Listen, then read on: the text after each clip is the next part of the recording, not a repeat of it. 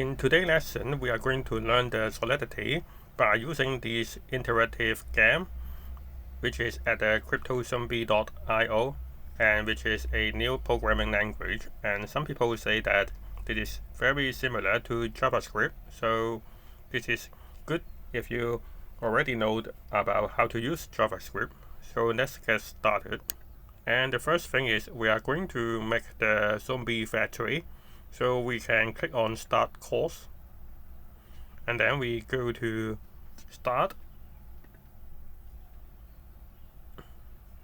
and then in the Chapter 1 lesson overview, and we are going to create a zombie factory, and the factory will maintain a database of zombies. So you will use the array to store all the zombies, and you also need to create a add a function to create the new zombies, and each zombie will have a random and unique appearance. So now if you drag this, you can see all of them have unique appearance. But how the zombie DNA work, and the appearance is based on the zombie DNA, and later we will see the DNA is generated by the name, and different parts of the number will map to different traits. So for example, if the DNA 83, it will refer to the zombie head type. So the first two numbers, 83 modulus 7 plus 1 is equal to 7. So for the program, it will drag to number 7 to get this head style, and the 56 will generate the eye style.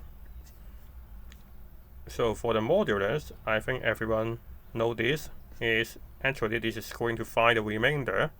So for example, if we do the long division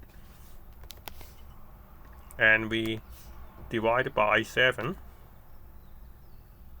and we can see the remainder is 6. So this is 6, and 6 plus 1 is 7. So it has the 7th zombie head style. So now you can see this, and at the last chapter you will see something like this. If we type the name here, we can see the zombie style for this name, or only the unique character for this name. So if we add a numbers or add a extra character, it will change the appearance. And this is not a random. For example, if we type the CK Mobile again, it will still use the same style for the zombie. So this is according to the name, and the name is for generating the DNA.